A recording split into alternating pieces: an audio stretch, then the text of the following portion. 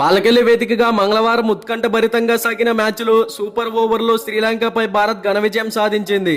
మొదటగా బ్యాటింగ్ చేసిన టీమిండియా నిర్ణీత 20 ఓవర్లలో 9 వికెట్లకు 137 పరుగులు చేసింది. అనంతరం ఛేదనలో శ్రీలంక 20 ఓవర్లలో 8 వికెట్లు కోల్పోయి సరిగ్గా 137 పరుగులే చేయడంతో మ్యాచ్ టైగా ముగిసింది. ఇక సూపర్ ఓవర్లో బంతిని అందుకున్న సుందర్ 3 బంతుల్లోనే లంక కథ ముగించాడు.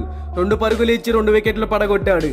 అనంతరం ఛేదనలో సూర్య మొదటి బంతికే బౌండరీ బాది భారత్ కు సూపర్ గెలుపు అందించాడు. అయితే ఆఖరి టీ20 సూపర్ ఓవర్ కు దారి తీస్తుందని, టీమిండియా గెలుస్తుందని ఎవరు ఊహించలేదు. ఎందుకంటే లంక విజయానికి ఆఖరి 12 బంతుల్లో కేవలం 9 పరుగులే అవసరమయ్యాయి. చేతిలో 6 వికెట్లు ఉన్నాయి. అయితే స్పెషలిస్ట్ బౌలర్లు సిరాజ్, ఖలీల్ అహ్మద్ ఓవర్లు మిగిలి ఉన్నప్పటికీ రింకు, సూర్య బౌలింగ్ చేశారు. అప్పటి వరకు టీ20 ఫార్మేట్ లో బౌలింగే చేయని వారిద్దరూ మ్యాచ్ ని మలుపు తిప్పడం నమ్మశక్యంగా లేదు.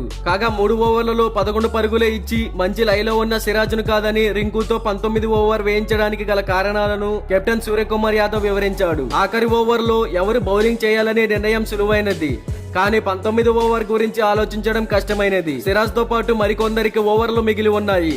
అయితే ఈ పిచ్ పై రింకు బౌలింగ్ చేయడమే సరైనదిగా భావించా. ఎందుకంటే రింకు బౌలింగ్ నేను చూశాను, అతనితో నెట్స్ లో ప్రాక్టీస్ చేయించాను. దీంతో రింకుతో బౌలింగ్ చేయించడమే కరెక్ట్ గా భావించి నిర్ణయం తీసుకున్నా. భారత్ తరపున 19 ఓవర్ బౌలింగ్ చేయడం అంత ఈజీ కాదని తెలుసు, అందుకే రింకుకు ఆ బాధ్యతలు అందించా. అంతేగాక లెఫ్ట్ హ్యాండర్ బ్యాటర్ కు రైట్ హ్యాండర్ బౌలర్ బౌలింగ్ చేస్తే బ్యాటింగ్ చేయడం అంత ఈజీ కాదు. అతను తన నైపుణ్యాన్ని గొప్పగా ప్రదర్శించాడు, నా పనిని సులభతం చేశాడు. ఇక నాకు మరో బౌలింగ్ ఆప్షన్ లభించింది అని సూర్యకుమార్ యాదవ్ పేర్కొన్నాడు. మరి దీనిపై క్రికెట్ ఫ్యాన్స్ గా మీరేమంటారో కామెంట్ చేయండి. 19th ఓవర్ రింకు సింగ్ వేయడం కరెక్టా కాదు మీరే కామెంట్స్ లో చెప్పండి. మీకు ఈ వీడియో నచ్చినట్లయితే లైక్ చేయండి. ఇలాంటి డైలీ క్రికెట్ అప్డేట్స్ కోసం మన ఛానల్ ని సబ్స్క్రైబ్ చేసుకోండి. Thank you for watching.